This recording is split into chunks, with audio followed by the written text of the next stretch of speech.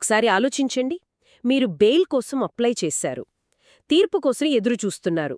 6 రోజులు కాదు, 6 నెలలు కాదు, ఏకంగా 6 ఏళ్లు. మీ పరిస్థితేంటి?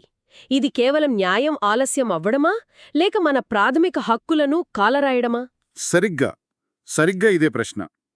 2020 నాటి అన్నా Vaman Bhalerao versus state of Maharashtra కేసులో సుప్రీంకోర్టును కదిలించిన ప్రశ్న ఇదే. అంటే ఈరోజు మనం చర్చించేది కేవలం ఒక భూకుంభకోణం గురించి కాదు.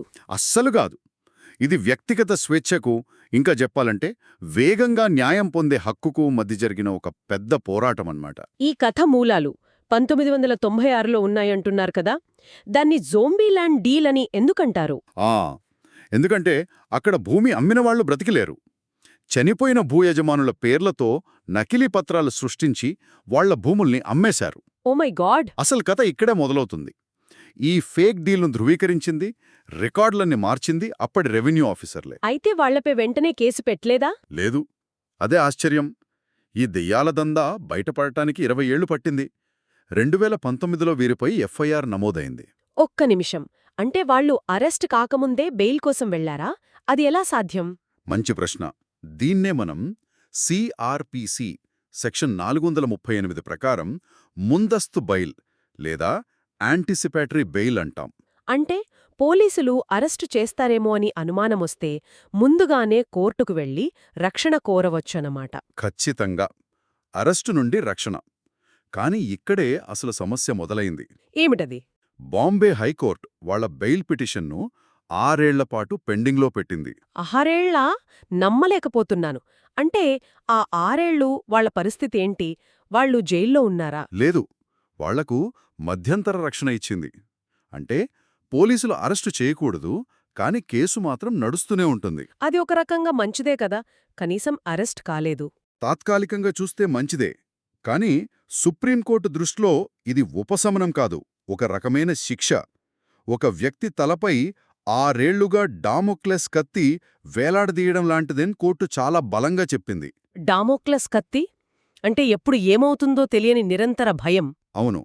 ఏ క్షణంలో తీర్పు వ్యతిరేకంగా వస్తుందో, ఎప్పుడు అరెస్ట్ చేస్తారో తెలియని మానసిక నరకం. ఇది రాజ్యాంగంలోని ఆర్టికల్ 21, అంటే జీవించే హక్కును, వ్యక్తిగత స్వేచ్ఛను హరించడమే. నిజమే. అందుకే కోర్టు మ్యాగ్నా కార్టాను ప్రస్తావిస్తూ న్యాయాన్ని ఆలస్యం చేయడమంటే న్యాయాన్ని నిరాకరించడమే అని గట్టిగా చెప్పింది. మరి చివరికి సుప్రీంకోర్టు ఏం తీర్పిచ్చింది? వాళ్లకి బెయిలిచ్చిందా? ఇక్కడే తీర్పులో ఒక ఆసక్తికరమైన మడుపుంది. కోర్టు 2 వేర్వేరు విషయాలను స్పష్టం చేసింది. మొదటిది ఆ అధికారుల విషయంలో. ఓకే. మోసం చాలా తీవ్రంగా ఉంది. పైగా దర్యాప్తుకు వాళ్లు సరిగ్గా సహకరించలేదు. ఈ కారణాలతో వాళ్ల బెయిల్ అప్పీల్ను కొట్టివేసింది. అంటే బెయిల్ రద్దు చేసిందా? అవును. వారిని కస్టడీలోకి తీసుకుని విచారించాల్సిందే అని తేల్చి చెప్పింది. అయితే వాళ్ల కేసును ఉదాహరణగా చూపి దేశంలోని మిగతా కోర్టులకు మార్గదర్శకాలు ఇచ్చిందనమాట. ఎగ్జాక్ట్లీ. అదే ఈ తీర్పులోని రెండో చారిత్రాత్మక భాగం. దేశంలోని అన్ని హైకోర్టులకు ఒక స్పష్టమైన, కఠినమైన నియమాన్ని జారీ చేసింది. అదేంటి? అదే 2 నెలల నియమం. దీని ప్రకారం ఇకపై ఎలాంటి బెయిల్ పిటిషన్ అయినా సరే 2 నెలల్లోగా తేల్చేయాలి. ఆలస్యం చేయడానికి వీల్లేదు. అద్భుతం. ఇది చాలా పెద్ద మార్పు. మరి ఈ తీర్పు నుంచి మనం నేర్చుకోవాల్సిన పాఠాలు ఏంటి? సాధారణ ప్రజలకు ఇది ఏం చెబుతోంది? 2 విషయాలు. 1, మోసానికి కాలపరిమితి ఉండదు. 20 ఏళ్ల తర్వాతైనా చట్టం తన పని తాను చేస్తుంది. 2, కోర్టు నుండి మధ్యంతర రక్షణ దొరికింది కదా అని దర్యాప్తుకు సహకరించకపోతే చివరికి అరెస్టు తప్పదు. మరి న్యాయవాదులకిది ఎలా ఉపయోగపడుతోంది? న్యాయవాదులకు ఇది ఒక శక్తివంతమైన ఆయుధం. తమ క్లయింట్ల బెయిల్ పిటిషన్లు అనవసరంగా ఆలస్యమవుతుంటే వాళ్లు ధైర్యంగా ఈ అన్నా వామన్ భలేరావ్ తీర్పును చూపించి 2 నెలల్లో విచారణ పూర్తి చేయాలని డిమాండ్ చేయవచ్చు. ఇది వ్యవస్థలో జవాబుదారీతనాన్ని పెంచుతుంది. ఖచ్చితంగా. అయితే ముగింపుగా ఒక ప్రశ్నతో వదిలేద్దాం. చెప్పండి. మన న్యాయ వ్యవస్థపై ఇప్పటికే కేసుల భారం విపరీతంగా ఉంది కదా. రోజూ 1000 కేసులు.